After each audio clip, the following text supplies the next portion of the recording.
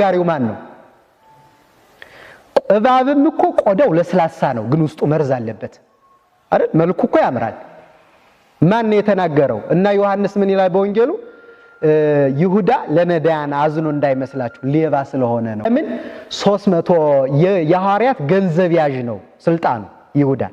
ስለዚህ ከ10 አንድ ይደርሰዋል ለገንዘብ ያዥ። ስለዚህ 300 ወቄት ወርቁ ቢሸጥ እና ገቢ ቢደረግ ገንዘቡ ከ300 ብር 30 ብር አለው። ምንዋን አስበው ነው ማለት የምትደርሰው ሌባ ነው ይሁዳ። እና ጀግና ነህ አንተ ስነ ልቡናው በጣም ጀግና ነው ይሄ እዚህ አካባቢ ያለው ማህበረሰብ እንደዚህ ነው ቢልህ ማን ያለህ? ግን ሳስቶልህ ነው ለህይወት ሊያኖር ፈልጎ እድሜህን ሊያረዝመው እና ያንተንም ጀግንነት አምኖበት ነው አይደለም። ለሆነ ጊዜ ማገዶ እንድትሆነው ነው። ማገዶ ሆነ መከራውን ታሳልፍለት ዘንድ ነው እንደዚህ ያለህ። ማን ነው? በሃይማኖት ይመስላል ይሄ ሰው እንዲህ ያለ አይመስልህም። ምርጥ ንግግር ሊናገር ይችላል የሚያምር የሚያስደምም፣ ግን ምንድነው? ሃይማኖት የለውም። በሀገራችን ታሪክ ለመጀመሪያ ጊዜ ያልተጠመቀ ሰው ነው ተቀብለን ምን ኖረው። ስለዚህ ምንድነው ሐሳቤ? ረዳታለን ወይ ነው አይደል? የለንም በቃ። እና ያን ማሰብ ነው። በአውሮፓም በአሜሪካ በሌላም ሀገር ብንሄድ ሁሉም ጥቅም ፈልጎ ነው። የሆነ ሀገር እኔ ከኢትዮጵያ ጋር እሰራለሁ ቢል ምን አስቦ? ቱርክ አሁን በማንኛውም እርዳታ ኢትዮጵያ ከጠየቀችኝ እገባለሁ ብላለች አይደል? ምን አስባ? ቱርክ ማን ናት? ቱርክ በቀደመው ጊዜ የዮሐንስ አፈወርቅ መንበር የነበረባት ቁስጥንጥንያ ነበረች። በርካታ ኦርቶዶክሳውያን የነበሩባት። አሁን ግን ቱርክ ውስጥ ኦርቶዶክሳውያን 0.2% በታች ናቸው። የሉም። በመንግስት ቅጥር መቀጠር አይችሉም። ክርስቲያን ኦርቶዶክስ ከሆነ ማተብ ካሰረ በክርስቶስ አምኖ ከተጠመቀ የመንግስት ሰራተኛ ሆኖ መቀጠር አይችልም። እንደኛ ሀገር እንዳሁን የኛ ሀገር አሁን ባለስልጣን መሆን አይቻልም። ኦርቶዶክስ ሆኖ ቀና ብላችሁ ኦርቶዶክስ አለ ማተብ ያሰረ ሰው አለ ስልጣን ላይ የለም፣ አይቻልም። በመርህ ደረጃ ባይጻፍም ግን በተግባር እየተገለጠ ነው። ነገ ግን ካልሰራና ካልበረታ ኦርቶዶክስ የሆነ ሰው መንግስት ሰራተኛ መሆን አይችልም የሚባል ህግ ሊመጣ ይችላል። ካልበረታን መብታችን ካላስከበርን እናሽ ኢትዮጵያ የሃይማኖት ሀገር ናት። መርዳት ከፈለገ ቱርክ ውስጥ ያሉትን ኦርቶዶክሳን አይረዳ? እኛን ለምንድነው የሚረዳን? ምክንያት አለ ማለት ነው። ማን ነው የሚረዳን? ለምንድነው ረዳችኋለሁ ብሎ የመጣ? በነገራችን ላይ የቀደሙት ኦርቶዶክሳን እኮ በጣም አርቀው ነበር የሚያስቡ። ምን እንደገጠመን እኔ አላውቅም። የእውነቴን ነው የምነግራችሁ ምን እንደገጠመን። አሁን በዮዲት ጉዲት ዘመን በጣም በርካታ አብያተ ክርስቲያናት ተቃጠሉ። ከዚያ በኋላ የተነሱት አበው እንዲህ ብለው አሰቡ። ዮዲት ጉዲት አብያተ ክርስቲያናቶቻችን ያቃጠለችብን እኮ በጭቃና በእንጨት ብንሰራው አይደል? የማይቃጠል ቤተክርስቲያን ለምን አንሰራም? ጠላት ሊመጣ ይችላል ወደፊት። አሁንም ቤተክርስቲያን ኑሮዋ መከራ ስለሆነ እንደሱ ያለ ሰው ደግሞ ክፉ ሰው መምጣቱ ስለማይቀር የማይቃጠል ቤተክርስቲያን እንስራ አሉና ማንን ሰሩት? ላሊበላን በድንጋይ። ላሊበላን እኮ ማቃጠል አይቻልም፣ ማፍረስ ነው የሚቻለው። ለዚህ እኮ ነው ጠላቶቻችን ማፍረስ የፈለጉት። በእሳትም አይቃጠልም። ጀግኖቹ ሰርተውታል። እሺ የሚፈርስ ከሆነ ደግሞ የሚመጣውን ዘመን ምን አድርገን እንሻገረው? ማሰብ ይጠይቃል። ዘመድ የለንም እና ያንም ሽማግሌው ቢጮህ ዘመዶቹ ደረሱለት። ዘመድ ማፍራት አለብን ወንድሞች። ዘመድ መከራ ይመጣል፣ ማን ነው ከጎን የሚቆም? ያን ማሰብ ይጠይቃል።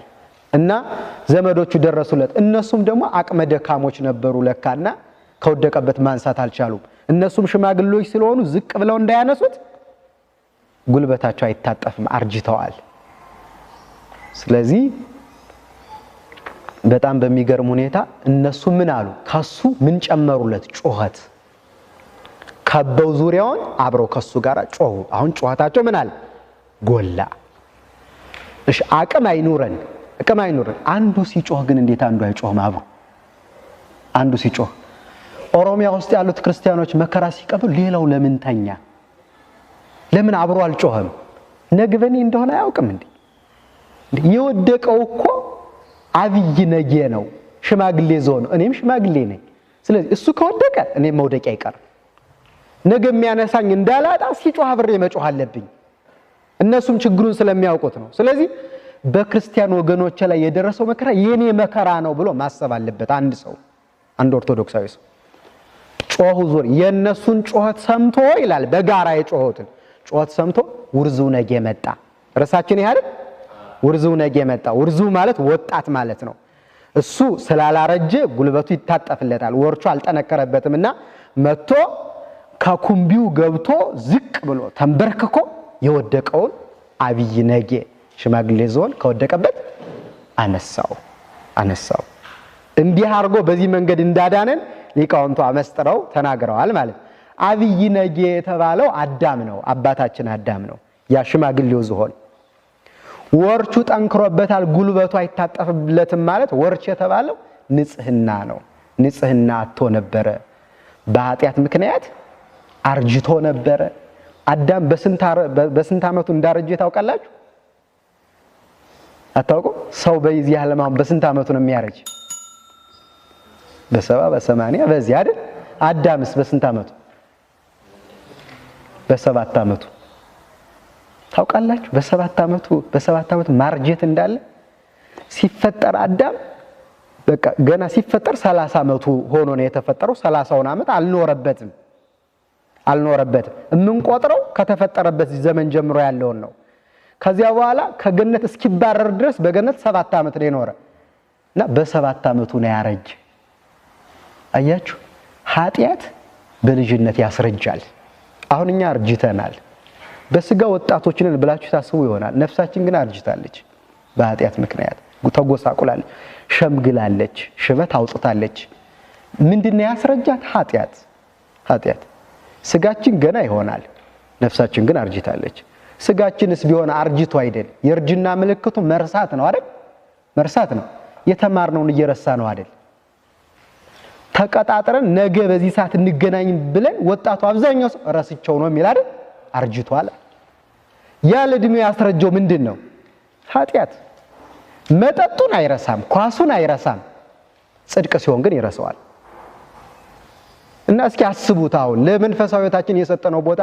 ምን ያህል ነው በጸናው መናገር ነው እንጂ የበረታችሁ ትኖራላችሁ ግን በአጠቃላይ ወጣቱ የት ነው ያለው ዛሬ እንኳን ቤተክርስቲያን ጭንቅ ውስጥ ሆና አገር ጭንቅ ውስጥ ሆና የት ነው ያለው በተራ ሐሳብ ውስጥ ዛሬ ድረስ አዳራሽ ሞልቶ ኳስ ያያል ዛሬ ድረስ ማለት ዛሬ እንኳን አይመጣም አይደነግጥም እና ለዚህ ነው አባ ሕርያቆስ አዳም በ7 አመቱ እንዳረጀ ሲነግረን ወብኪ ተሐደሰ ቀዳሜ ኩሉ ፍጥረት ታላቁ ፍጥረት አዳም ባንቺ ታደሰ ምን ሆኖ ነበር አርጅቶ ነበር በ7 አመቱ አርጅቶ በመቤታችን ምክንያት ነው የታደሰው ማለት ስለዚህ ሽማግሌ ዞን የተባለው ማን ነው አዳም ወርቹ ጠንክሮ ነበር አልታጠፍለት ብሎ ነበር ማለት ኃጢአት ሰልጥኖበት ንጽህና አጥቶ ነበር ማለት ከዚያ በኋላ እርጅና ስለተሰማው እረፍት ሲፈልግ ወይም እረፍት ሲሻ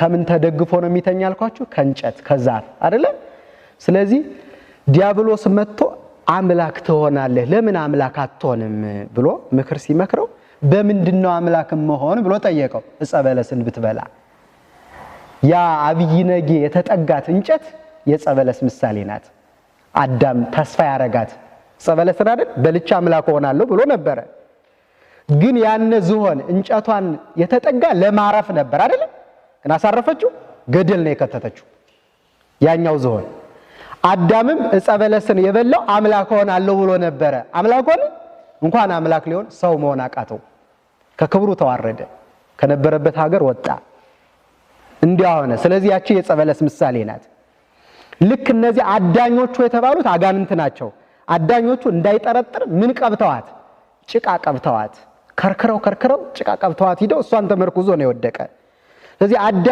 አዳምንም እንዳይጠረጥር ምን አለው ሰይጣን ዕፀ በለስን እኮ የከለከለህ አለው አምላክ እንዳትሆንበት ብሎ ነው ስለዚህ ብላና አምላኩን ብሎ አጠራጠረው የእግዚአብሔርን እውነት ትቶ የሰይጣንን ሐሰት ሰማ አዳም ወደቀ ሲወድቅ ምን አለ ነው ያልኳችሁ ጮኸ ስለዚህ ሰው ሊወድቅ ይችላል ግን መጮህ አለበት ሰይጣንና አዳም የሚለያዩት በዚህ ነው ሰይጣን ሲወድቅ አልጮህም ትዕቢተኛ ስለሆነ ስለዚህ ሳያድነው ቀረ ማለት ነው ዛሬ ድረስ ወድቆ ይኖራል አዳም ግን ሲወድቅ ምን አለ ጮኸ መጥቶ አዳነው ስለዚህ በሰይጣንና